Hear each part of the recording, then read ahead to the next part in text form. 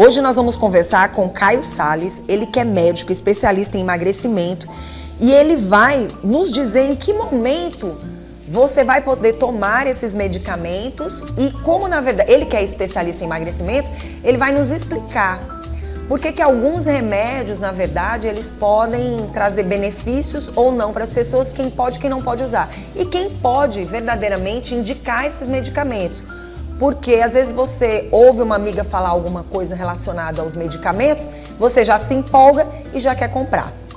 E a gente ouviu falar, né, do remédio Mounjaro, né? Como o medicamento está sendo transformado e, de uma certa forma, o controle de peso e diabetes. Primeiro a gente tem que explicar para quem está em casa. Primeiro, bom dia. Bom dia, prazer, mano. Prazer é nosso. A gente tem que explicar para quem está em casa se esses medicamentos, eles são medicamentos que somente passado através do médico ou se as pessoas indo na farmácia, elas encontram com facilidade e elas podem comprar sem receita. Eu queria entender isso, doutor. Certo, vamos lá. Primeiro, essas medicações que estão surgindo desde o Ozempic, eles foram desenvolvidos primeiro para o tratamento da diabetes, certo? E por reduzir a glicemia, as pessoas começaram a usar de uso contínuo e verificou que essas pessoas estavam tendo uma perda de peso. E aí começou a se ter estudo para o uso dessas medicações para o tratamento da obesidade. Sim. E aí realmente surgiu vários estudos em relação à perda de peso em pessoas obesas com essas medicações e aí eles começaram a ser utilizados para o tratamento da obesidade. Começou com a semaglutida, no caso do Ozempic, tem uma diferença do nome comercial. Quando a gente fala de Ozempic, a gente está falando da medicação para diabetes. A farmacêutica que produz Ozempic, ela utiliza o nome comercial do Wegovy, que é a mesma medicação, só que em doses para o tratamento da obesidade. Então, quando a gente fala de tratamento da obesidade com a semaglutida, o certo seria falar o Wegovy e não o Ozempic, certo? Essa foi a primeira droga que revolucionou realmente o tratamento da obesidade, porque ela entregou uma perda de cerca de 18 a 20 quilos no paciente, mas não é de uma hora para outra, né? É em 1 ano e meio. Muita gente acha que vai tomar medicação e com 1, 2 meses vai ter emagrecido. Na sequência das medicações para a obesidade surgiu o Mounjaro, né? Que ele tem uma eficácia bem maior, e aí é por isso que está com toda esse Mas aí a gente vai chamar a atenção. Por exemplo, primeira coisa que eu quero saber, doutor, esse medicamento, ele é comprado somente com receita? Isso, é um medicamento para você ser prescrito por um médico. O médico, a obesidade hoje é um problema mundial, 31% das pessoas no Brasil hoje estão obesas. Então, é uma parte de um tratamento médico. Assim como a gente toma remédio para hipertensão, diabetes, a pessoa obesa tem que fazer o tratamento medicamentoso no conjunto com mudança de dieta e atividade física. Então, para você comprar uma medicação dessa na farmácia, você precisa de uma receita médica, certo? Inclusive nos outros países, tem muita gente trazendo essas medicações de outro país, só que tem um problema, essas medicações são termosensíveis, elas precisam estar numa temperatura adequada para ter o funcionamento. Então, se o transporte não for feito via uma transportadora, o medicamento pode perder o efeito e a pessoa está pagando caro. Tendo prejuízo das duas formas. Isso. E se isso acontecer, pode trazer algum dano para a saúde dessa pessoa também? Se caso perde essa eficácia, mas não deixa de ser um produto. Isso, continua sendo um medicamento fora da validade por conta de ter ficado fora da temperatura ideal. E aí, apesar de ser realmente uma revolução no tratamento da obesidade, não são medicamentos livres de efeitos colaterais. Eles mexem com o nosso esvaziamento gástrico, então você tem que ser muito bem orientado para não ter efeitos colaterais mais graves com o uso da medicação. Pronto. Para as pessoas que estão assistindo o nosso programa, a gente tem que entender melhor quando é que essa medicação é utilizada e, na verdade, que medicação é essa? O que contém nela? Tipo assim, a gente precisa entender melhor, porque tem gente que já imagina assim, não, eu tô gordinha, nem tá com esse peso todo, e eu pergunto, quem tem diabetes pode tomar ou somente as pessoas, quer dizer, quem não tem diabetes pode tomar ou somente as pessoas que têm diabetes é que vão utilizar esse medicamento? Não, ele está indicado para pessoas com diabetes e também com pessoas com obesidade. Sim. E aí existe Independente da diabetes. Isso. A indicação para o tratamento da obesidade é o quê? São pessoas que têm um IMC maior do que 30. Sim. Como é que a gente calcula o IMC? A gente pega o peso da pessoa, divide pela altura uma vez e o resultado a gente divide de novo. Se esse valor for maior do que 30, a pessoa é considerada com obesidade. Aí ela tem uma indicação formal do uso de medicação para emagrecer. Se a pessoa tiver um IMC um pouco mais baixo, mas tiver alguma comorbidade associada à obesidade, como hipertensão, diabetes e uma circunferência abdominal aumentada, por exemplo, também está autorizado o uso dessa medicação. Em que momento a pessoa não deveria usar essa medicação? Para fins estéticos apenas, né? Aquela pessoa que quer emagrecer um pouquinho para uma viagem no Carnaval ou na Semana Santa, nesse sentido não estaria indicado. Isso acontece, doutor? Tem acontecido muito. Nossa, sinceramente, falta de sensibilidade, Isso. né?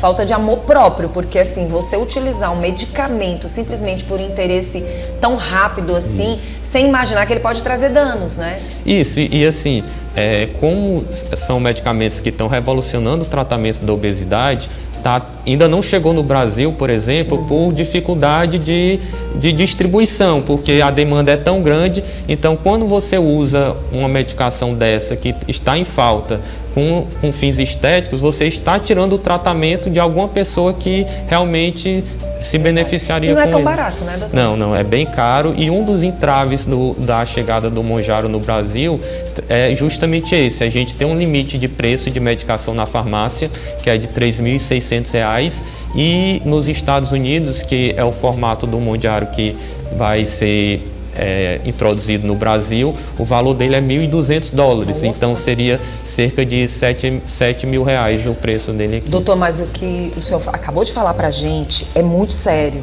Quando as pessoas acabam querendo esse medicamento de fora e talvez elas nem analisam, nem pensam como esse medicamento chega aqui. Exatamente. E se eles já estão com a validade. Então, isso. Essa informação, ela é muito valiosa para aquelas pessoas que querem comprar de qualquer jeito. Pensa que está vindo com a maior segurança, quando chega aqui não tem mais nem efeito. Isso, assim, se você não está comprando via uma distribuidora, sim, você já está fazendo errado. Já está fazendo um contrabando, né? Então você vai ter que confiar que o local que a pessoa comprou não trocou a medicação, eita, que essa pessoa não trocou a medicação, que ela fez o transporte de maneira correta e ainda quando chega aqui ainda tem um problema. As pessoas compram uma dose maior, a caneta com a dose maior para ter um melhor custo-benefício. E às vezes elas já começam a tomar com a dose máxima do Mounjaro, que é 15 miligramas. Já vi relato de casos de pessoas que aplicaram essa medicação na dose máxima e simplesmente não conseguiam se alimentar e nem tomar água. Tiveram que ser internadas para ter hidratação na veia, porque tomaram a medicação sem uma orientação médica adequada. Doutor, qual a diferença? É a Mounjaro ou é o Mounjaro?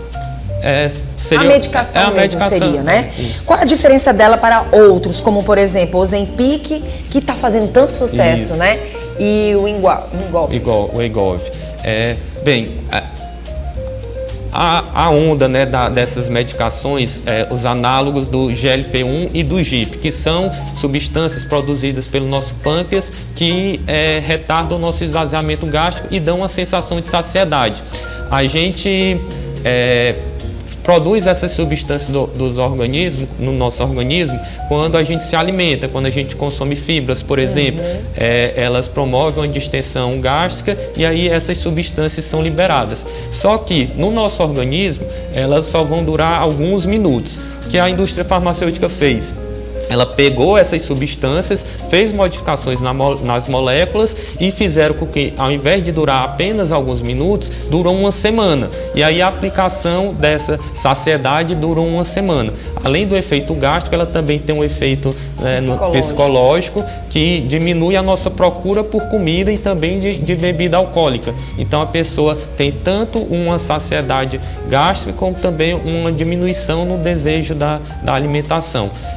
No caso do Ozempic e do Wegovy, a molécula é a semaglutida, que é um análogo do GLP-1. ele só tem uma dessas incretinas que a gente chama. O Mounjaro, além do GLP-1, ele tem o GIP. Então, eles são duas substâncias. Por isso que o efeito dele é 50% melhor do que o do Ozempic e do Wegovy, e com menos efeito colateral.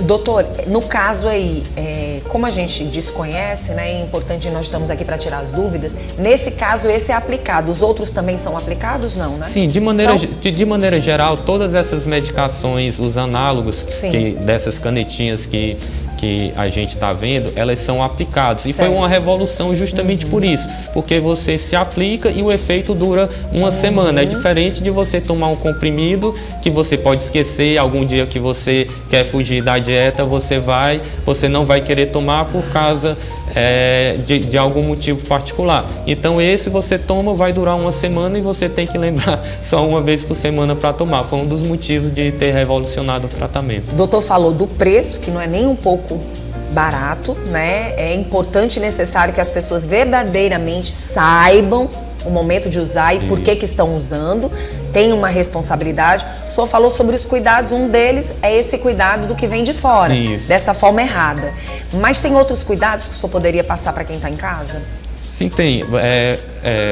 São medicações que não são isentas de efeitos colaterais. É por isso que a gente tem que usá-las no tratamento de uma doença, que no caso a obesidade.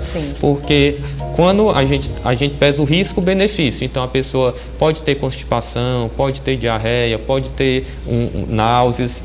Então, tem que ser monitorizado e como são medicações que você vai utilizar por um tempo, um período mais longo, você tem que ficar fazendo acompanhamento médico para ele dizer, olha, você está sentindo isso por conta da medicação ou você pode ter algum problema. Por exemplo, você pode estar com a dor abdominal por conta do uso da medicação, mas você pode estar com apendicite. E a pessoa que não está fazendo o acompanhamento médico pode achar que é algo da medicação e postergar o diagnóstico de alguma doença abdominal por conta disso. Muito importante.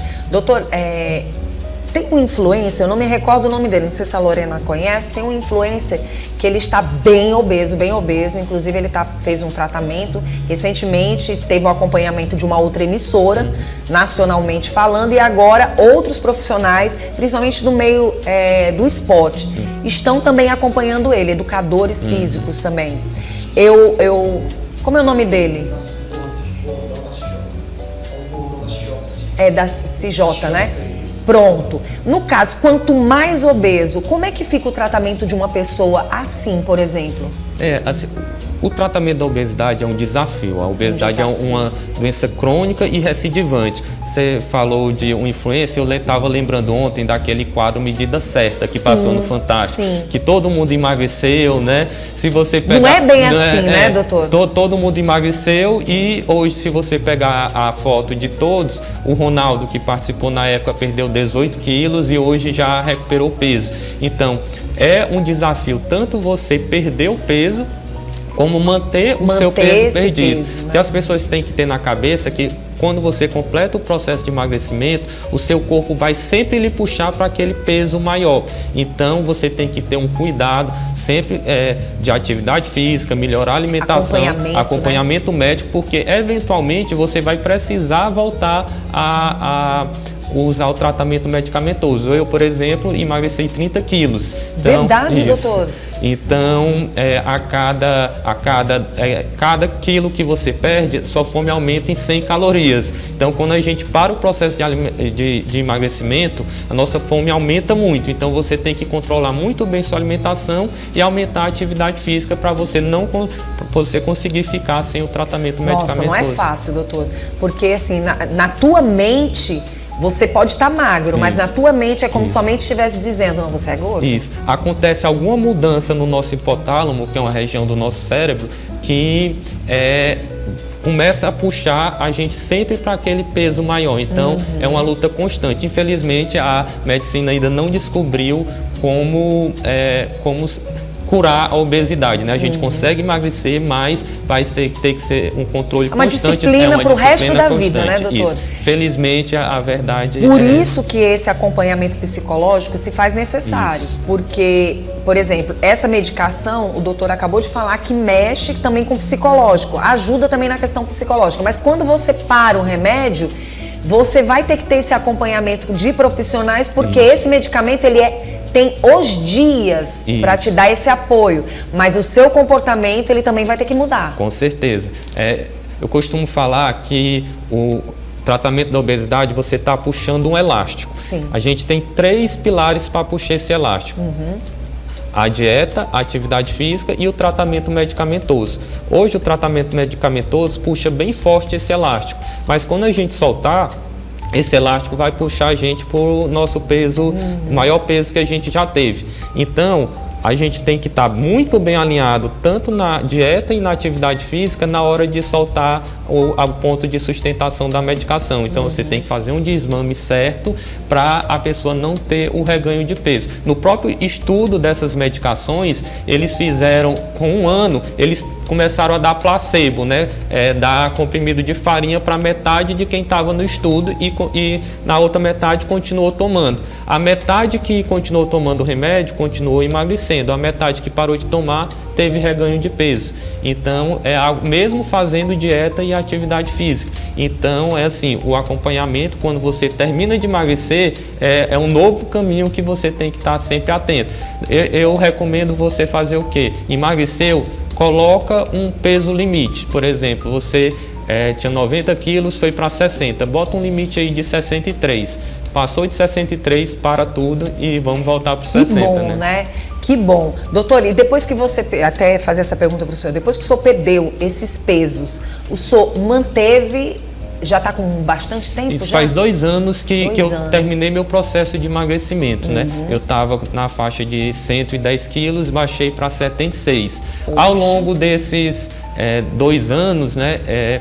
Eu ganhei algum peso, eu saí de 76 para 82, mesmo fazendo muita atividade física. O ano passado eu corri 2,5 maratona, mas mesmo assim você tem um reganho de peso. É esperado você ganhar até 30%, a maioria das pessoas ganha até 30% do peso depois, 1 ano depois que terminou de emagrecer. Aí eu tinha ganho esses 6 quilos e aí nos últimos 2 meses vou voltar para o meu peso. E aí eu conseguia voltar de novo para os 76. Então assim, mesmo eu fazendo bastante atividade física, controlando a alimentação, eu tive esse reganho de peso e tive que voltar e fazer mais um regime, algo que eu realmente, quando comecei, nunca imaginei que fazendo tanta atividade física, mudando a alimentação, precisaria parar de novo para fazer uma nova dieta. Muito bom, doutor. Como é bom a gente falar sobre esse assunto e o senhor ser o exemplo.